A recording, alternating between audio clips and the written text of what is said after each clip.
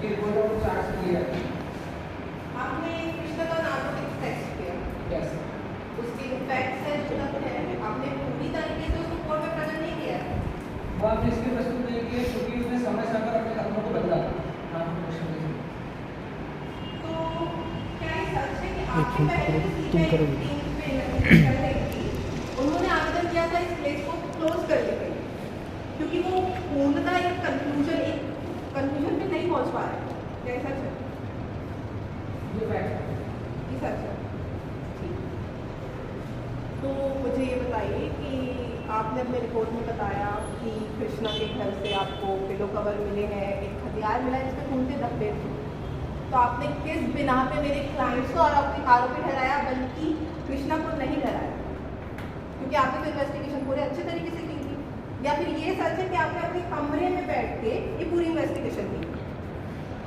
हमने जमीनी स्तर पर इसकी पूरी रिपोर्ट तैयार की है जिसमें हमने आर्टिकल भी जब्त किए हैं।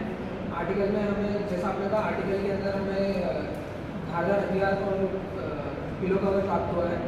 हमने उसी बिना पर ये सारी वो पिलो के वो कवर और हथियार आपको कहाँ से मिले? यह हमें कृष्णा के घर से प्राप्त हुआ है। तो आप क्यों मेरे क्लाइंट्स को आरोपी ठहरा रहे हैं ना कि कृष्णा को? इसकी एक वजह यह भी है कि जिस समय यह घटना हुई उस समय शायद उसमें यूनिवर्सिटी के लिए कोई जवाब नहीं है।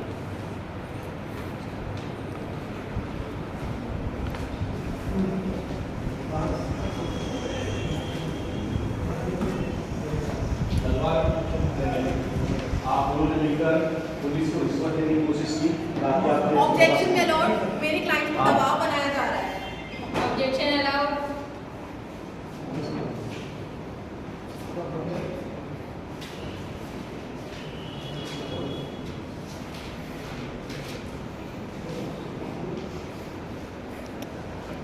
ऑनरेबल सर, 15 मई 2008 की सुबह तलवार परिवार के घर में आरुषि तलवार और हेमराज बंजारे की हत्या कर दी गई।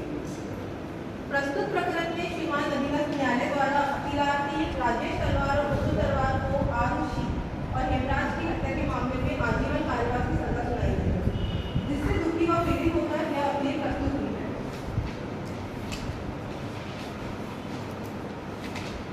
ऑनरेबल सर, इस न्यायालय द्वारा प्रकरण का संपूर्ण विचारण किया गया है, जिसमें सीबीआई द्वारा प्रस्तुत साक्षी प्रमाण के भारतीय के कथन भी अंकित किए गए। उन्होंने अपने प्रतिपरीक्षण के मुताबिक यह स्पष्ट कर दिया है कि आरुषि और उसके माता पिता राजेश तलवार और मधु तलवार के बीच के रिश्ते सौहार्दपूर्ण थे, स्नेहशील थे। उनके बीच में कोई द्वेष नहीं थे, क्योंकि हर एक माता पिता और उनके बच्चे के बीच होते हैं। जब भारती घर में दाखिल हुई तो राजेश और मधु अपनी बेटी आरुषि की लाश के पास में रो रहे थे। इससे अंदाजा लगाया जा सकता है कि अगर कोई व्यक्ति किसी की हत्या करेगा तो वह उसके मरने के बाद रोएगा नहीं। साक्ष्य क्रमांक 2, कृष्णा, जो तलवार दंपति के दंत चिकित्सालय में नौकरी करता है, उसके प्रतिपरीक्षण से स्पष्ट हो जाता है कि कृष्णा का और राजेश तलवार का झगड़ा हुआ था। कृष्णा ने राजेश तलवार को निपटा देने वाली बात भी कही थी। साथ ही कृष्णा के पास से सीबीआई ने एक खून के धब्बे मौजूद पिलो कवर और धारदार हथियार भी बरामद किए हैं, जिस पर मानव रक्त के निशानात मौजूद हैं। यहाँ पर यह स्पष्ट हो जाता है कि सीबीआई ने हत्या के आरोपी के रूप में कृष्णा को आरोपी न बनाते हुए आरुषि के माता पिता को ही आरोपी बनाकर विधि की गंभीर भूल की है।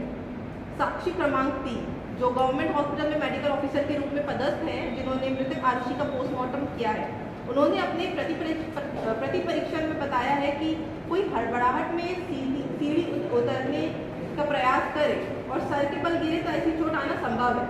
साथ ही गले पर लगी चोट के संबंध में भी उन्होंने बताया कि ऐसी चोट किसी धारदार वस्तु पर गिरने से आना संभव है, जिससे यह स्पष्ट हो जाता है कि आरुषि हड़बड़ाहट में सिर के बल गिरी है तथा वहाँ पर अपनी नुकीली वस्तु से उसके गले पर गंभीर चोट आई है। माननीय अधिगत न्यायालय ने इस बात को सत्य पर ध्यान न देते हुए अपीलार्थी राजेश तलवार और मधु तलवार को गलत लेकर विधि की गंभीर भूल की है। साक्षी क्रमांक 4, जो सीबीआई की टीम है, उनकी प्रतिपरीक्षण से स्पष्ट हो जाता है कि उन्होंने अपनी इन्वेस्टिगेशन में कई सारे मुद्दों को दरकिनार करके राजेश तलवार और मधु तलवार को आरोपी बना दिया है। उनके द्वारा की गई समस्त कार्रवाई या आम ये कार्रवाई आमजन भावना और मीडिया के दबाव में आकर की गई है, किंतु यहाँ पर मामला वैदिक विधि परिधि में है, जिसके कारण यहाँ पर हमें वैधानिक मुद्दों को भी ध्यान में रखना होगा। ऑनरेबल सर, उपयुक्त परिप्रेक्ष्य में मेरा निवेदन है कि मेरे क्लाइंट्स राजेश और नुपुर तलवार निर्दोष है। सीबीआई की कार्यवाहियों में भी कई त्रुटियां हैं जिस पर संदेह होना लाजमी है। योर ऑनर, आरुषि तलवार और हेमराज बंजारे की हत्या का मामला कोई मामूली मामला नहीं है। ये भारत के उन चुनिंदा मामलों में है जो आज भी अनसुलझे हत्या के मामले हैं।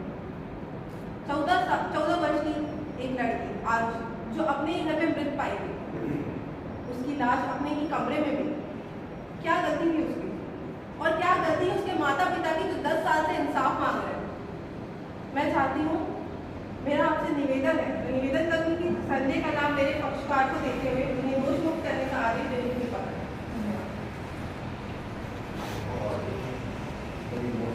ऑनरेबल सर, सीबीआई के एक्सपर्ट टीम द्वारा मृतक आरुषि और हेमराज की हत्या के मामले में राजेश तलवार और नुपुर तलवार के विरुद्ध आपराधिक प्रकरण दर्ज कर श्रीमान के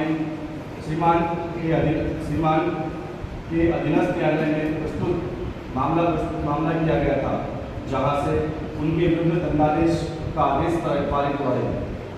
माननीय महोदय, इस न्यायालय द्वारा इस प्रकरण में साक्षी भारती, कृष्णा और डॉक्टर एवं सीबीआई की रिपोर्ट के कथन अंकित किए गए थे, जिसमें सभी साक्षियों ने सीबीआई की घटना का समर्थन किया है।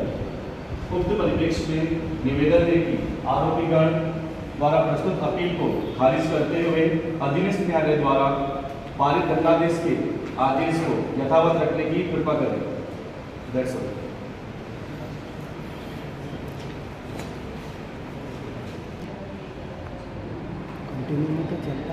अधीनस्थ सेशन न्यायालय द्वारा